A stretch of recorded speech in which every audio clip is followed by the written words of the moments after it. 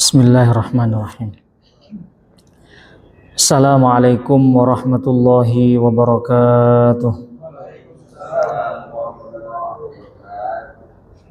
Bismillahirrahmanirrahim. Alhamdulillahi rabbil alamin. Wabihi nasta'inu ala umurid dunya waddin. Wassalatu wassalamu ala ashrafil anbiya'i wal mursalin. Sayyidina wa habibina wa qurrati a'yunina maulana Muhammadin wa ala alihi wa sahbihi ajma'in. Qalu subhanaka la ilma lana illa ma 'allamtana innaka antal alimul hakim. Rabbi shrah li sadri wa yassir li amri wahlul 'uqdatam min lisani yafqahu qawli. Nawaina ta'alluma wa ta'lim wa tadhakkura wa tadhkir. Wan naf'a wal intifa' wal ifadata wal istifadah wal hassa 'ala tamassuki bi kitabillahi wa sunnati rasulih wa du'a ilal huda wad dalalata 'alal khair ibtigha amradatihi wa qurbihi wa sawabihi subhanahu wa ta'ala. Bapak Ibu para jamaah Masjid Jami' Baitur Ridwan yang insyaallah senantiasa diberikan kesehatan, sehat zahir dan batin, sehat jasmani dan sehat rohani. Alhamdulillah, sambil menikmati hidangan makan siang,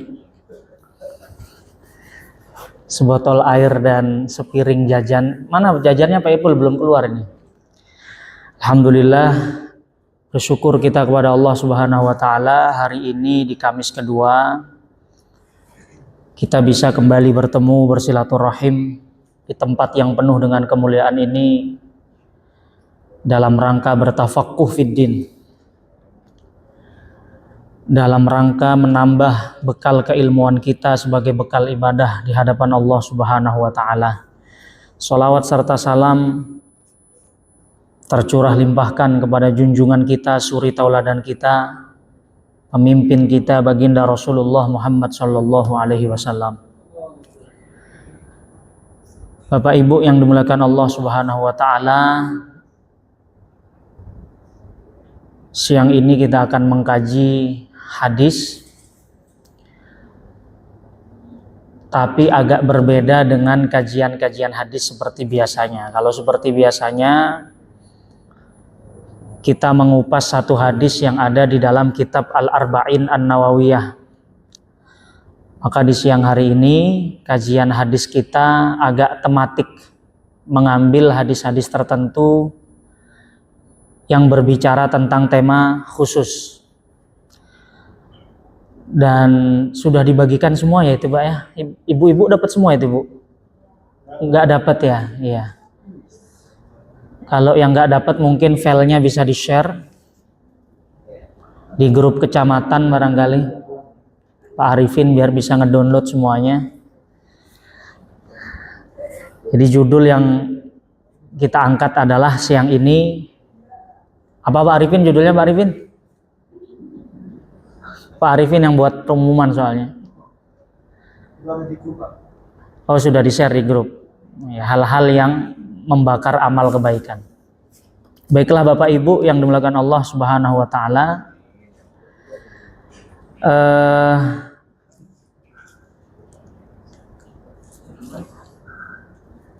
sudah di-share Pak Arifin? Udah ya? Oke. Pembahasan yang akan kita angkat di siang hari ini oleh para ulama kita dirangkum dalam satu judul yang disebut dengan Amrodul Qulub. Jadi amrod dari kata-kata marid. Marid itu dalam bahasa Arab artinya apa Mas Iwan? Marodun. Maridun apa artinya? Sakit. Ya.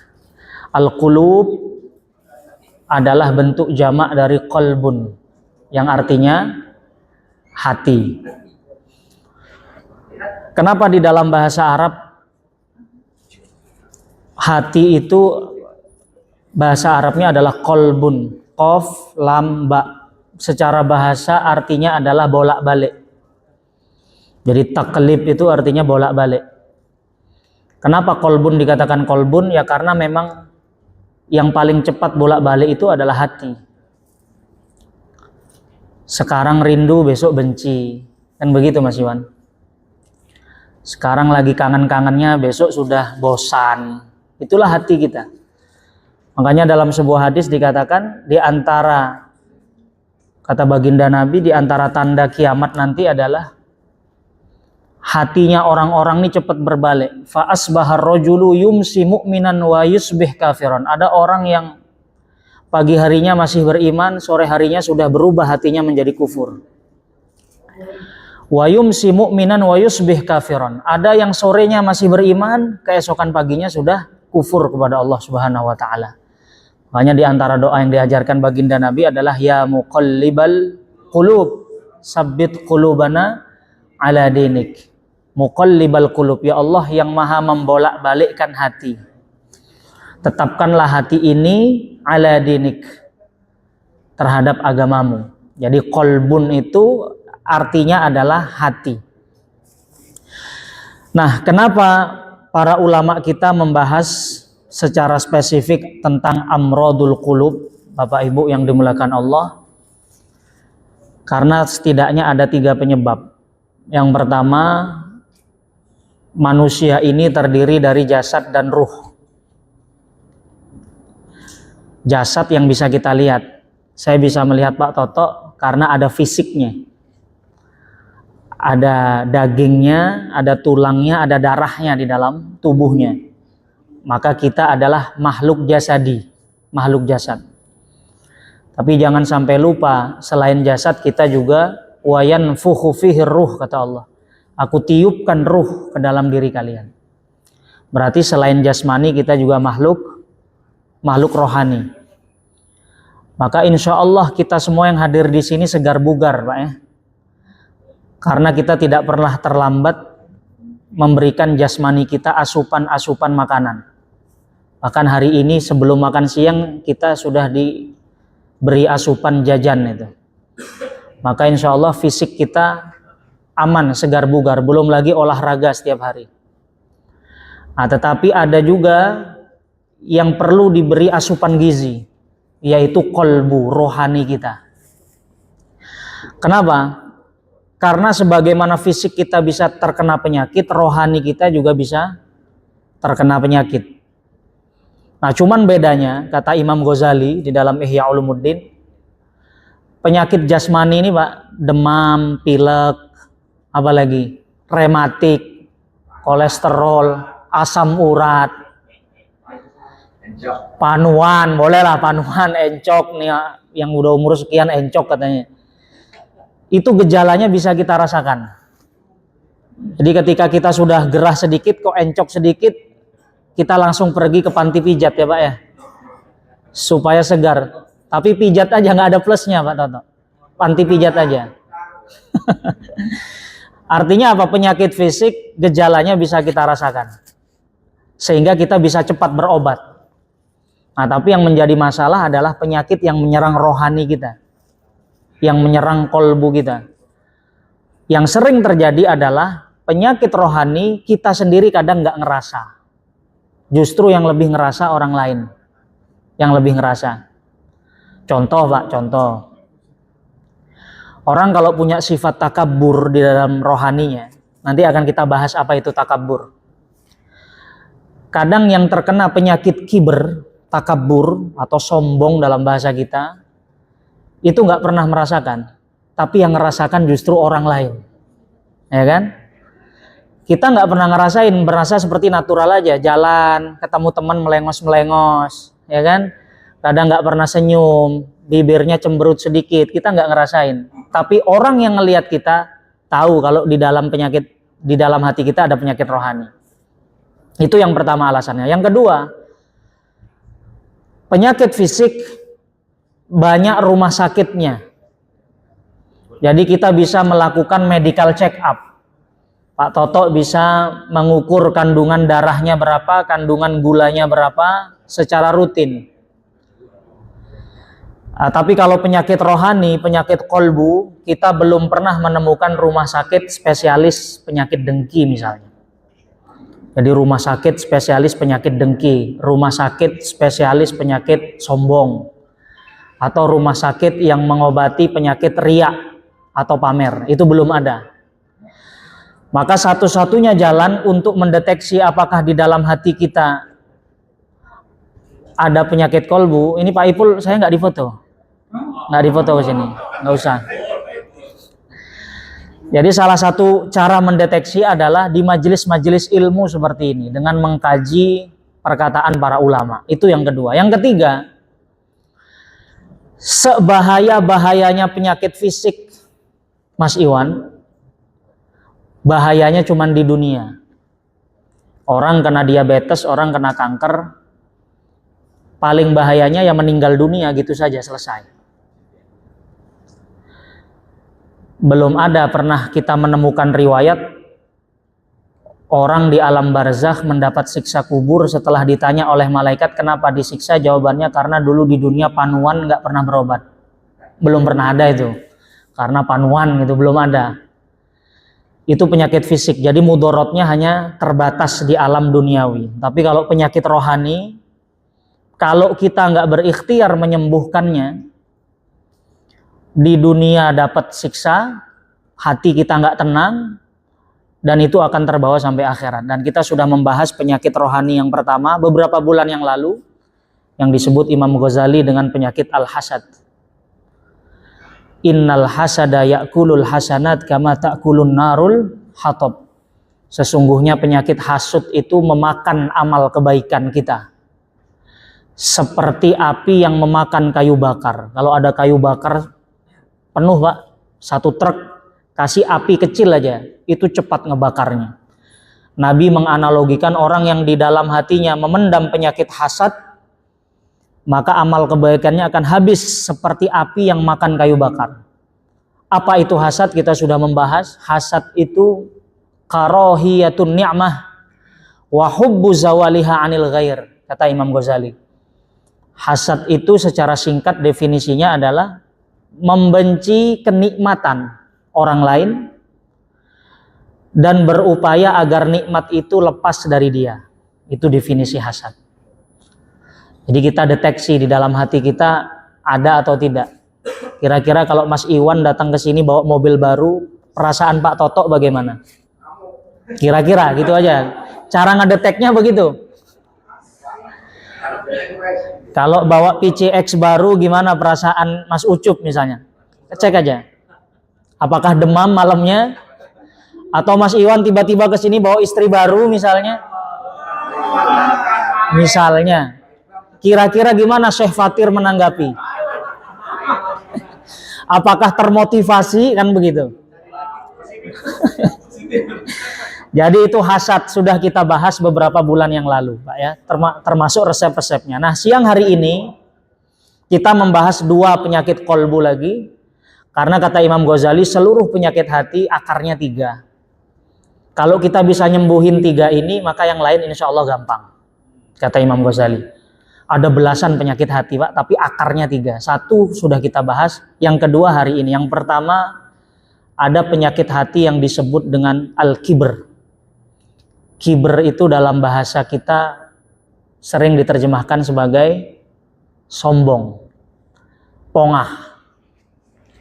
Pertama, mengapa penyakit kibr ini merupakan penyakit yang berbahaya? Sebab di dalam hadis qudsi Allah Ta'ala berfirman, al-kibriya uridai.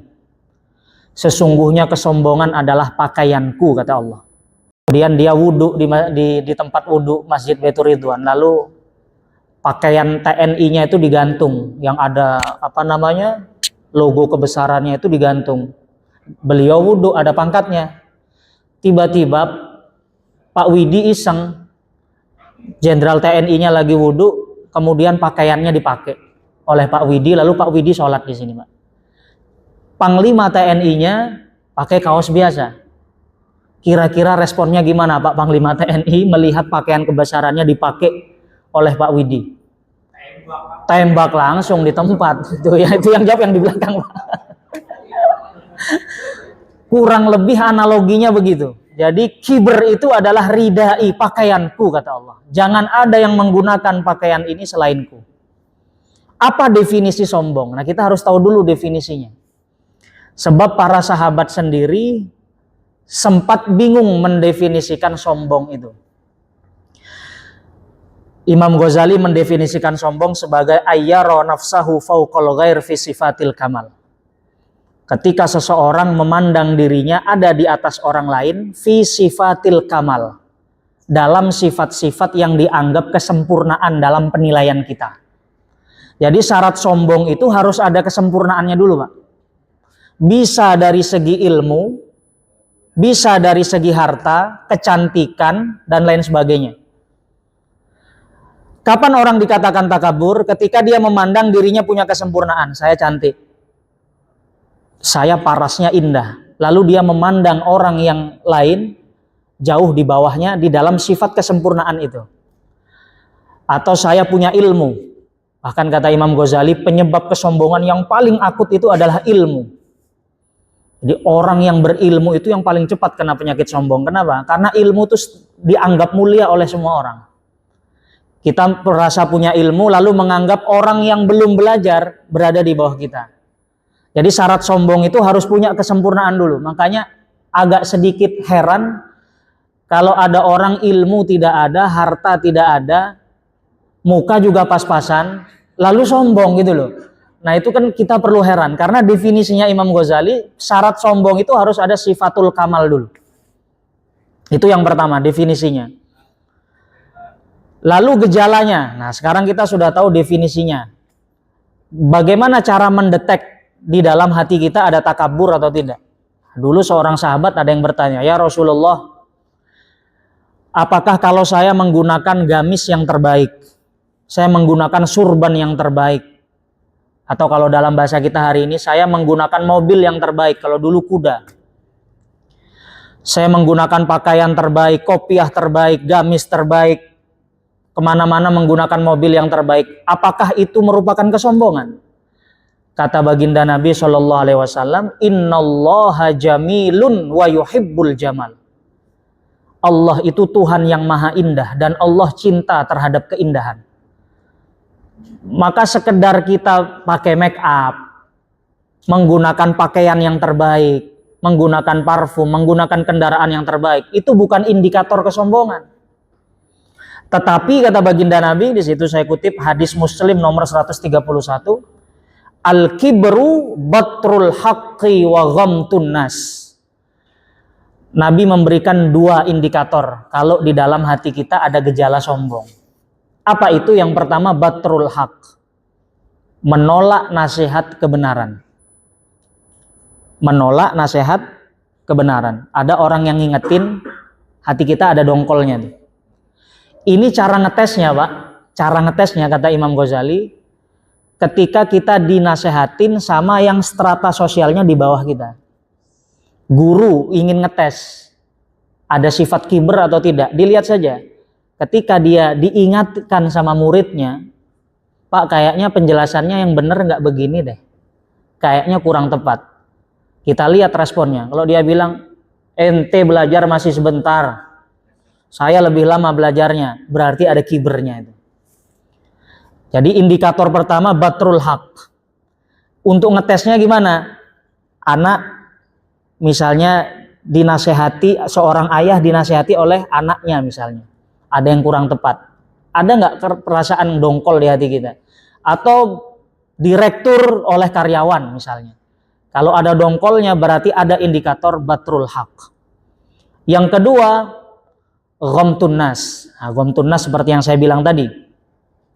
Menganggap orang lain yang selain dia derajatnya ada di bawah dia. Nah itu dua indikator kesombongan. Sekarang definisinya kita sudah tahu. Gejalanya juga sudah tahu. Kita sudah ngedetek. Oh Pak Ustadz, setelah saya belajar ini ternyata di dalam diri saya ada sifat kiber. Meskipun dosisnya mungkin nggak terlalu parah, tapi ada Pak Ustadz. Ada sifat kiber. Apa buktinya? Setiap Pak Arifin nge-share jadwal kajian, itu kok saya rasanya risih banget. Penuh ke HP saya dengan share-sharannya Pak Arifin. Nggak seneng saya kalau dikasih undangan kajian misalnya. Nah, itu bisa jadi batrul haq, menolak nasihat kebenaran. Sekarang apa obatnya? Dan ini yang terpenting. Jadi Imam Ghazali itu di dalam Ihya Ulumuddin setelah menjelaskan penyakit rohani, beliau memberikan terapi. Jadi ada terapinya, Pak. Sebagaimana penyakit jasmani ada terapinya, ada operasinya, penyakit rohani pun ada terapi dan obatnya. Apa obat penyakit takabur? Imam Ghazali memberikan 4. Jadi 4 ini nanti kita coba, Pak ya. Kita coba pelan-pelan. Karena ikhtiar menyembuhkan penyakit hati ini bukan sehari 2 hari. Ini perjuangan panjang bahkan sampai seumur hidup. Yang pertama, kata Imam Al-Ghazali, tadabbur asal penciptaan kita. Apa maksudnya tadabbur asal penciptaan kita? Di dalam surat Abasa ayat 18 sampai 22 Allah Ta'ala mengingatkan kita, min ayyi syai'in khalaqahu min nutfatin khalaqahu faqaddarah. Hendaklah manusia itu, Allahu Akbar. Nah ini kalau saya ada rasa benci, ada penyakit hati berarti ini. Lagi diuji, Pak. Mohon maaf, Pak Iful. Kata Allah, hendaklah manusia itu senantiasa merenungi dari apa dia diciptakan. Min nutfatin, apa artinya nutfah? Ada yang tahu? Nutfah, sperma. Syekh Ahmad menjawab. Nanti hadiahnya dari Pak Arifin nanti. Yang betul dikasih hadiah. Kasih hadiah dari Pak Arifin nanti khusus. Jadi urusan sperma cepet jawabnya dia. Cepat.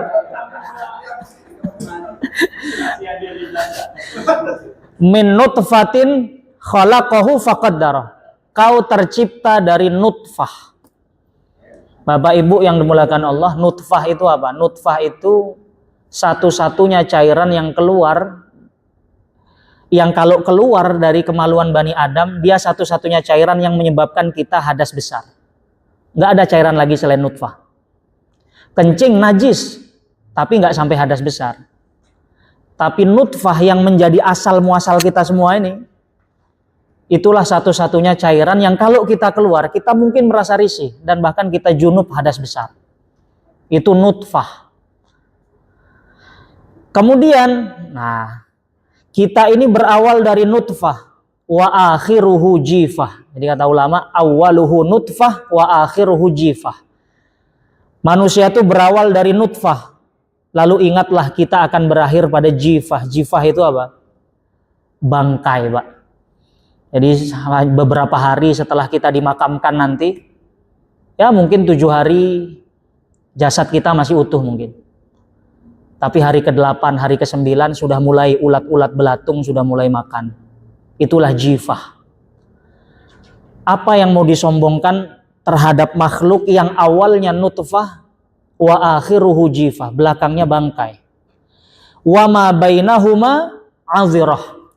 Dan di antara nutfah dan jifah, kata Imam Ghazali, ada azirah. Manusia itu kemana-mana membawa kotoran di dalam perutnya. Nah, jadi kita disuruh untuk mentadabburi asal dan ujung penciptaan kita. Kita ini siapa sih? Berawal dari nutfah, berakhir kepada jifah, kemana-mana bawa kotoran kemana-mana. Masa iya sih mau sombong? Mau kemana sih? Kurang lebih itu terapi yang pertama. Jadi itu dihadirkan terus ketika rasa kiber itu muncul. Itu terapi yang pertama, terapi hati yang pertama. Terapi yang kedua, kata Imam Al-Ghazali, hendaklah setiap dari kita menghadirkan bahwa semua nikmat yang Allah kasih pada kita, yang nikmat itu menjadi penyebab kita menyombongkan diri, kalau Allah Ta'ala mau, Allah bisa hilangkan dalam sekejap. Kalau Allah mau, Allah bisa hilangkan dalam sekejap. Imam Ghazali memberikan contoh, kam min malin ya'khuduhu sarik fi lahdhatin wahidah fayaudu sahibuhu muflisan kama kana. Betapa banyak orang yang dikasih anugerah harta melimpah luar biasa, kalau Allah mau, Allah bisa lenyapkan dalam sesaat. Maka dalam Al-Qur'an ada contoh Qarun misalnya. Qarun itu umatnya Nabi Musa. Dikatakan harta kekayaannya itu disimpan di gudang, Pak. Gudangnya itu dikunci, kuncinya itu diikat di sebuah tali. Tali yang digunakan untuk mengumpulkan kunci-kunci gudangnya Qarun itu saking beratnya, Itu Qarun kalau kemana-mana bawa keledai untuk khusus mengangkat kunci-kunci gudangnya aja. Itu kuncinya, belum hartanya. Kita nggak ngebayang hartanya gimana, kuncinya. Tetapi pada akhirnya fakhasafna bihi wa bidarihil ard. Kami tenggelamkan Qarun dan harta-hartanya. Apalagi yang membuat kita sombong misalnya? Ilmu misalnya. Orang menyombongkan diri karena ilmunya. Dan ini terapi yang harus dihadirkan oleh orang-orang ustadz seperti saya, Ustadz Wawan ini, Pak. Kalau tiba-tiba hadir kesombongan karena ilmu, kalau Allah mau, walaiyazubillah, Allah bisa hilangkan dalam sekejap. Tiba-tiba kebentus tembok di lift, lalu lupa ingatan, hilang semua ilmunya, Pak, yang dipelajari belasan tahun. Sombong karena cantik misalnya. Wah, nggak ada di dunia yang cantik selain saya misalnya. Hati-hati, Bu. Tiba-tiba ketika masak ayam goreng misalnya, apinya terlalu keras, lalu minyak gorengnya nyiprat ke muka, sudah hilang cantiknya.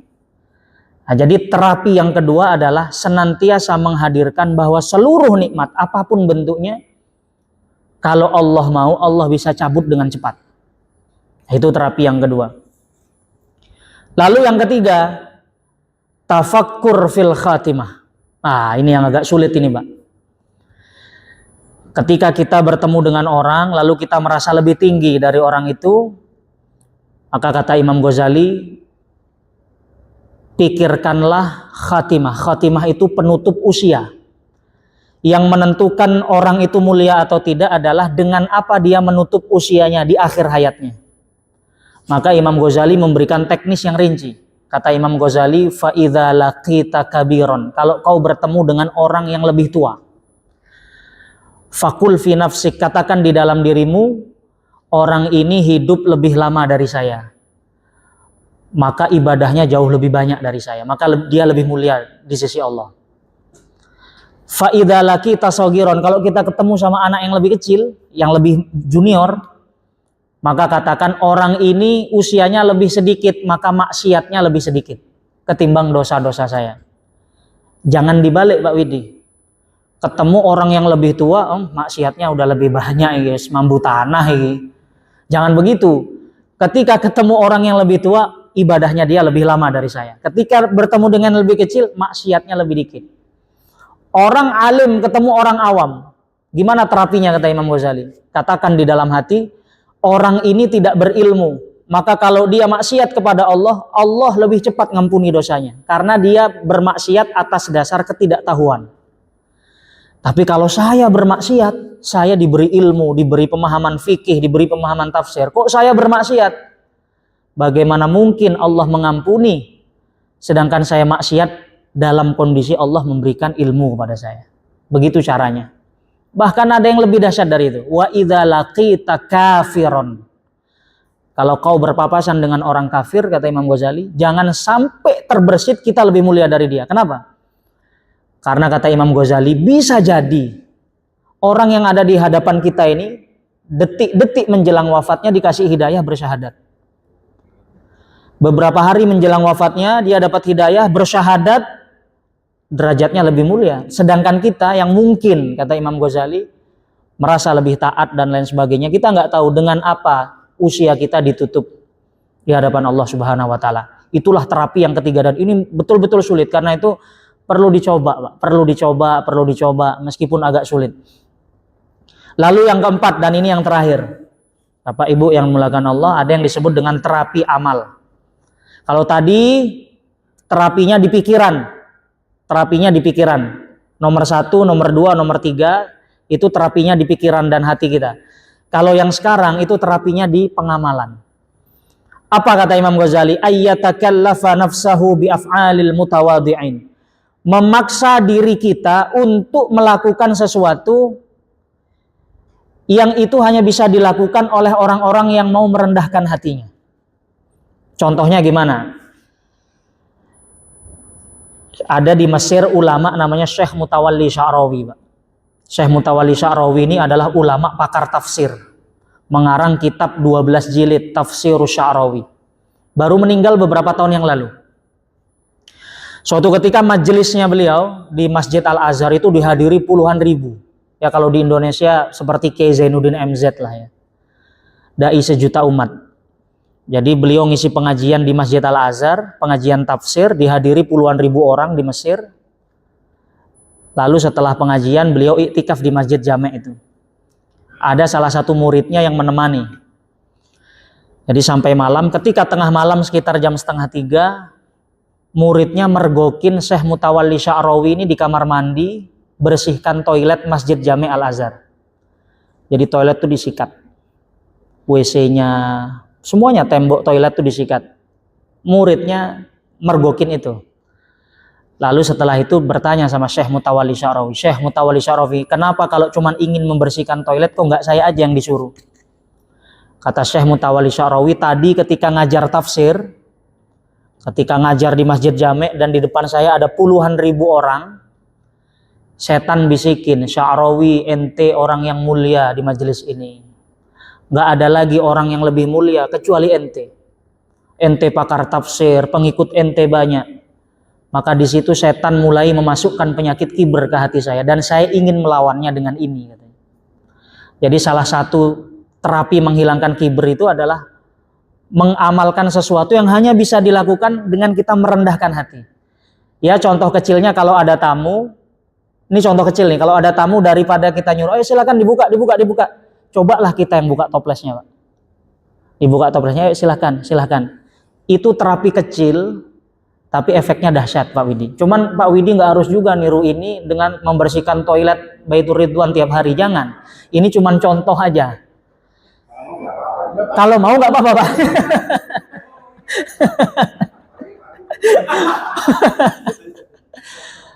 Jadi kita biasakan dengan contoh-contoh yang kecil. Nah, jadi itu tentang penyakit kibr, Bapak Ibu yang dimuliakan Allah. Lalu satu lagi singkat saja, penyakit hati yang kedua yang kita bahas di siang hari ini adalah ar-riya.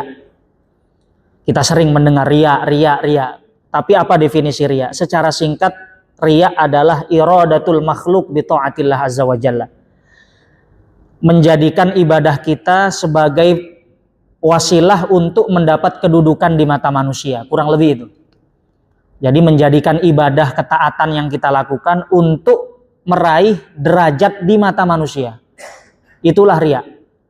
Kalau begitu lebih baik saya nggak usah beramal, Pak Ustadz. Takut riya.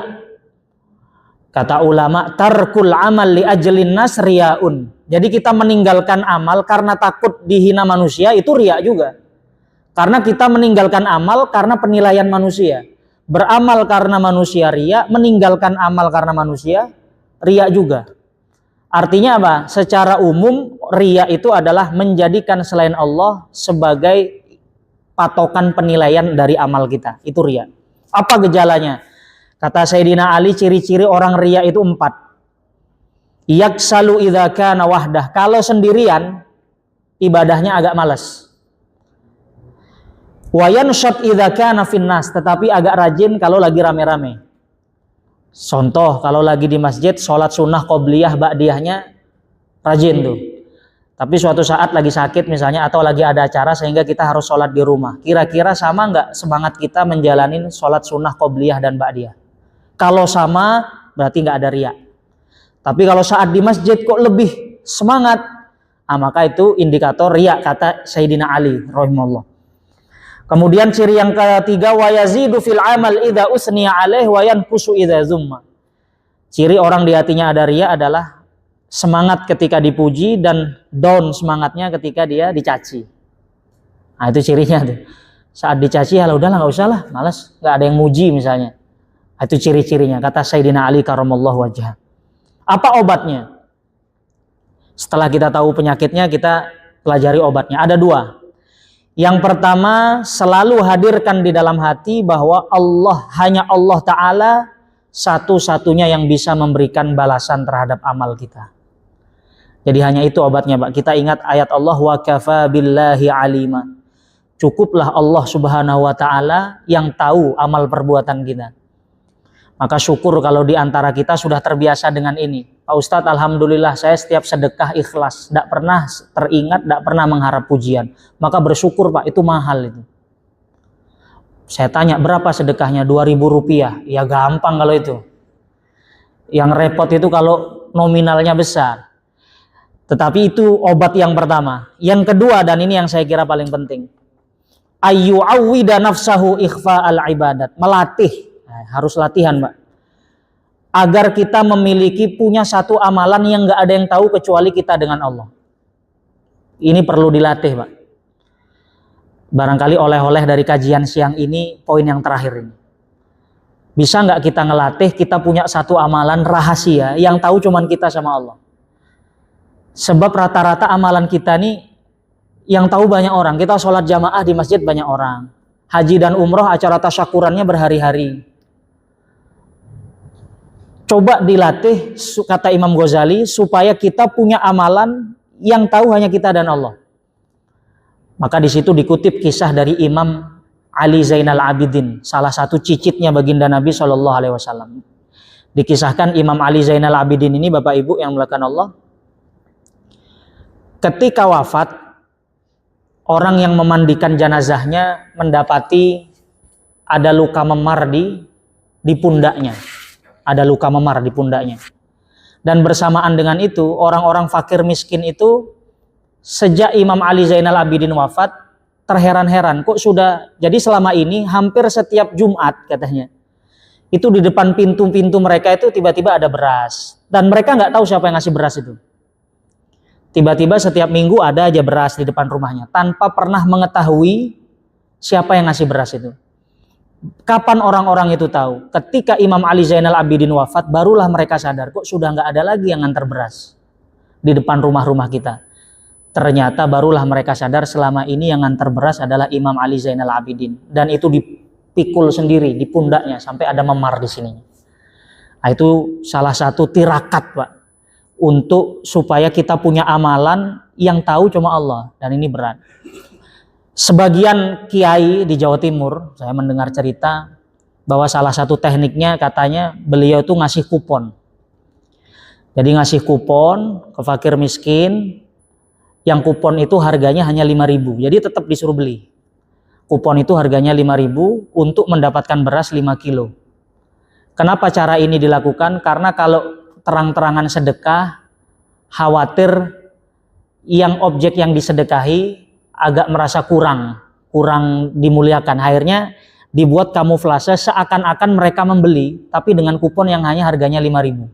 Nah, itu cara-cara yang dilakukan oleh para ulama kita sebisa mungkin untuk mengobati penyakit riya itu. Ya tentu saja masing-masing orang punya makom yang tidak bisa disama-samakan, tapi paling tidak ketika kita sadar bahwa 3 penyakit hati ini adalah penyakit yang membahayakan. Yang pertama hasad, yang kedua takabur, yang ketiga riya. Paling tidak kita punya ikhtiar bagaimana supaya selama akhir hayat kita bisa menyembuhkan hati kita dari penyakit ini. Barangkali ini materi kita di siang hari ini. Kalau ada diskusi, tanya jawab atau tambahan, dipersilahkan dari Ustadz Wawan mungkin.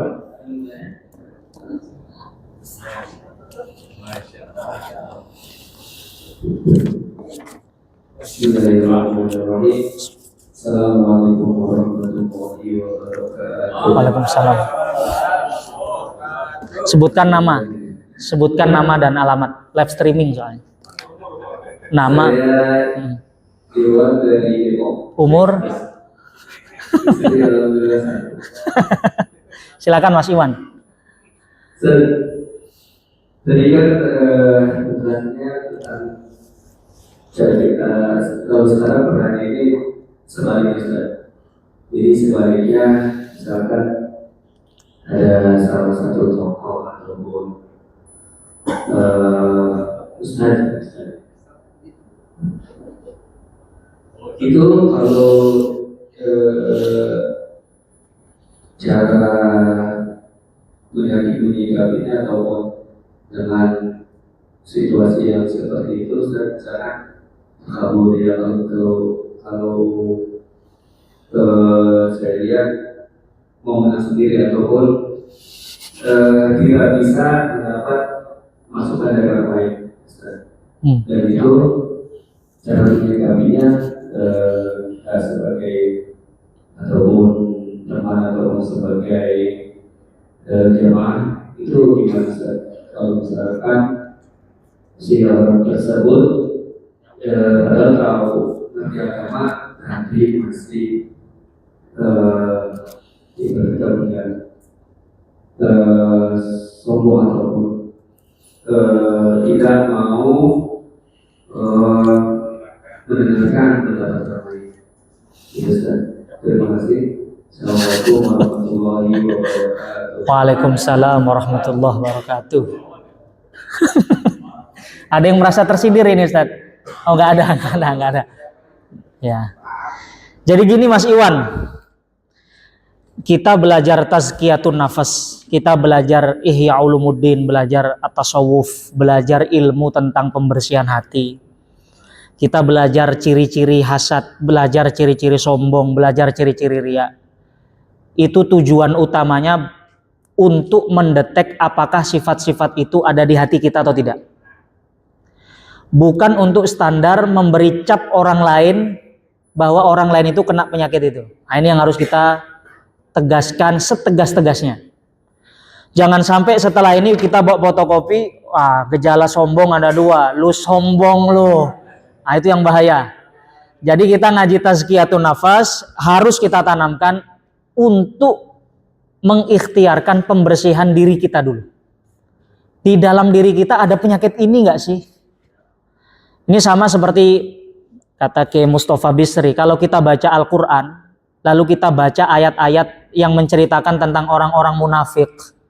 Wa idza qamu ila sholati qamu kusala. Orang-orang munafik itu kata Al-Quran, kalau pergi ke sholat, itu perginya malas-malasan. Sambil lemes, sambil ngeluh. Ketika membaca ayat-ayat seperti itu, yang kita hadirkan diri kita. Oh ini saya, ciri-ciri munafik masih ada di diri saya. Jangan yang kita hadirkan tetangga, Pak. Wa idza qamu ila sholati qamu kusala. Ini tetangga saya ini. Ciri-ciri dalam surat munafik ada di tetangga saya, bukan begitu. Jadi kita ngaji tasawuf, ngaji tazkiyatun nafas untuk menilai penyakit itu ada di kita atau tidak. Terhadap orang lain, kita punya kaidah lain. Kepada orang lain kita punya prinsip husnuzon. Prinsip kita husnuzon. Mas Iwan ketemu sama orang, tiba-tiba bibirnya melengos. Misalnya begitu. Jangan dulu disimpulkan kalau dia sombong, bisa jadi gejala stroke ringan. Bisa jadi. Iya kan? Jadi husnuzon dulu.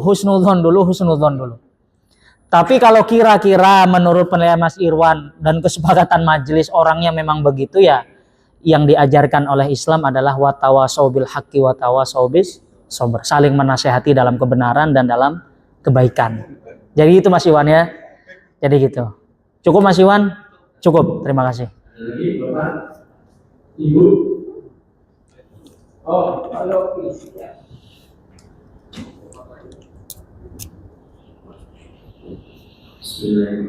Bismillahirrahmanirrahim. Waalaikumsalam. Namanya?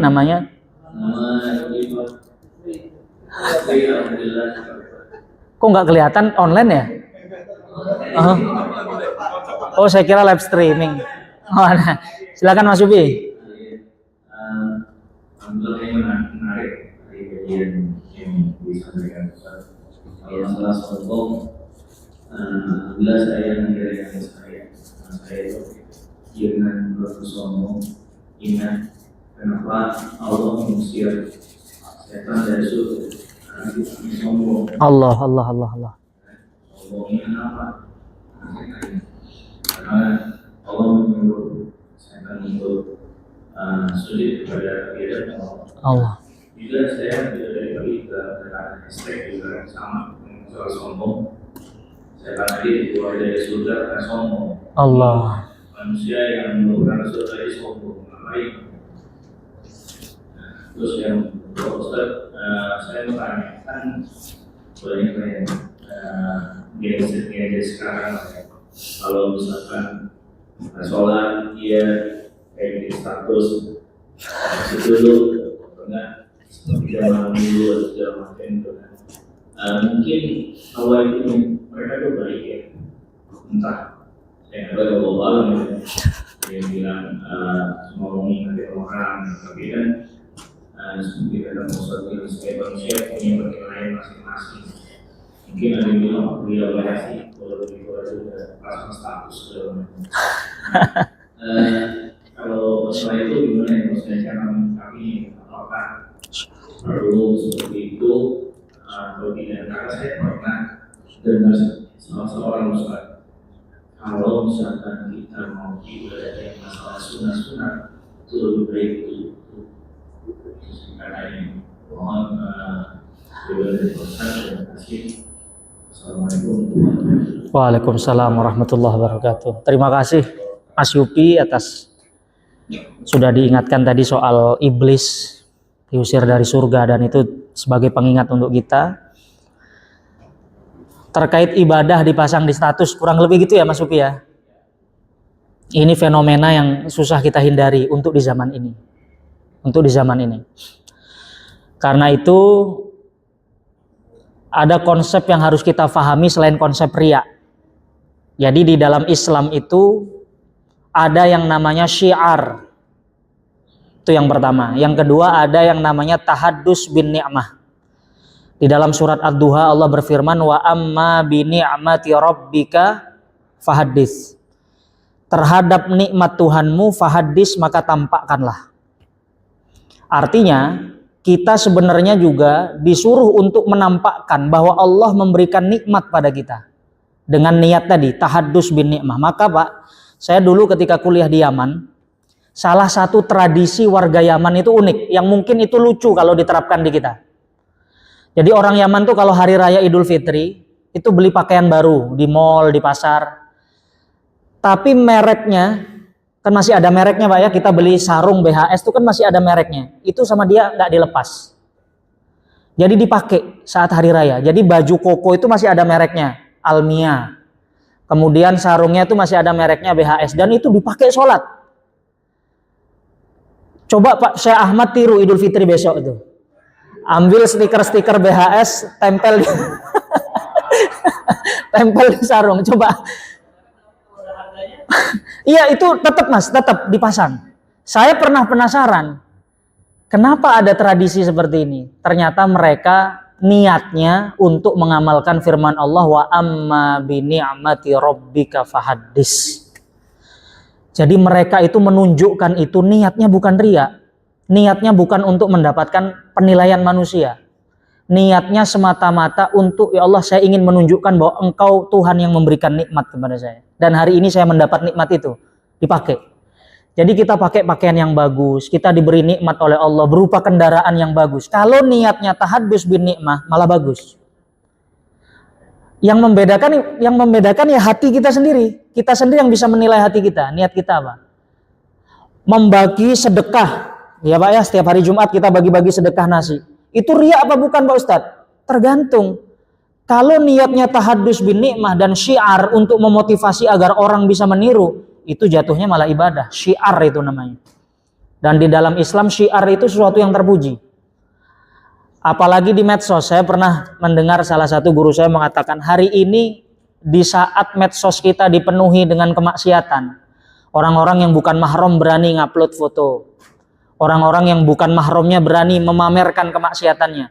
Mengapa kita yang sedang hadir di majelis taklim, kita yang sedang hadir majelis zikir, sedang hadir pengajian, kenapa kita tidak menampakkan di medsos? Di saat orang yang bermaksiat membangga-banggakan kemaksiatannya, kenapa kita tidak membanggakan ketaatan untuk mengimbangi medsos itu?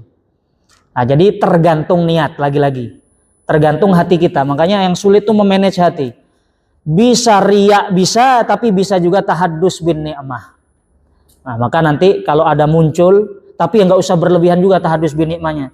Ketika umroh misalnya, oke lah. Ketika prosesi selesai, foto setelah itu. Tapi jangan tawaf juga live streaming, Pak, karena itu ada. Pas tawaf live streaming, oke guys, tawaf yang pertama guys, di belakang saya tepat Hotel Zamzam Tower guys. Itu ada Pak. Saya pernah ketika tawaf, di depan saya ada emak-emak. Itu saat lagi tawaf, sempet-sempetnya nelpon keluarganya di Indonesia. Tolong ditambahin kurmanya 1 kilo lagi di Tanah Abang, nggak cukup buat oleh-oleh, kata begitu Pak. Itu ditahan. Jadi kalau ingin mengabadikan momen, menunjukkan nikmat Allah, ditahan. Ketika benar-benar prosesi ibadah ritual yang sakral itu sudah kita lakukan, maka monggo. Tapi ingat, niatnya tahadus bin ni'mah. Wa amma bi ni'mati rabbika fahaddits. Gitu saya kira Mas Yupi. Mudah-mudahan kita bisa menjaga hati kita masing-masing. Terima kasih. Masih ada lagi? Ada cukup? Berarti Assalamualaikum warahmatullahi wabarakatuh. Waalaikumsalam warahmatullahi wabarakatuh. Ini permisalan aja ya Ustaz ya. Di sini kan dulu sering. Tapi Ini langsung nyebut nama, Pak. dia saya gitu. Akhirnya dia merasa saya nggak tampil lagi, saya ingin tetap belajar. Kira-kira kalau ada perasaan amal yang kita lakukan kita menghentikan amal tersebut, itu nggak mau tuh. Gimana maksud? Tidak terjebak dalam ria gitu. Jadi daripada saya dia beramal, mendingan saya jangan beramal dulu dah. Ya. Iya. Wah, ini pertanyaan penting sekali nih. Tapi contohnya nggak harus neraktir kan? Ustadz, lebih baik kita beramal tapi ada riaknya atau nggak usah beramal? Nunggu sampai nggak ada riak. Gini. Kita itu bisa nggak seseorang yang nggak pernah tinju dikatakan juara tinju? Nggak bisa. Orang bisa dikatakan pemenang tinju kalau dia hadapi musuhnya sekuat tenaga lalu dia berhasil mengalahkannya.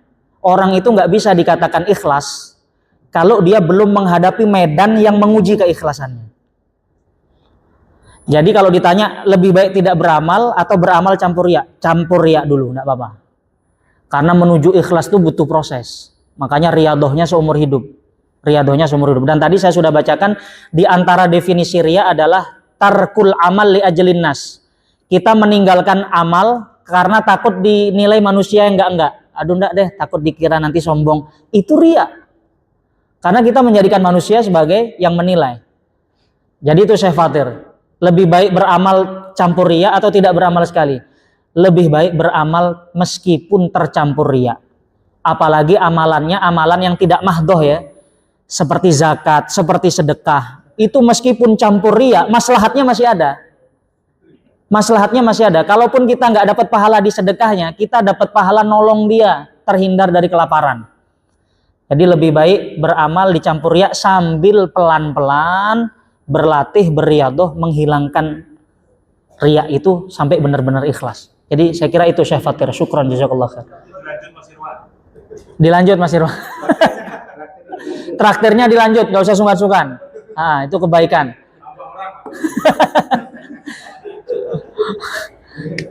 Cukup ya. Mari kita tutup dengan pembacaan doa kafaratul majlis. Semoga menjadi ilmu yang bermanfaat. Subhanakallahumma wa bihamdika asyhadu an la ilaha illa anta nastaghfiruka wa natubu ilaik. Assalamualaikum warahmatullahi wabarakatuh.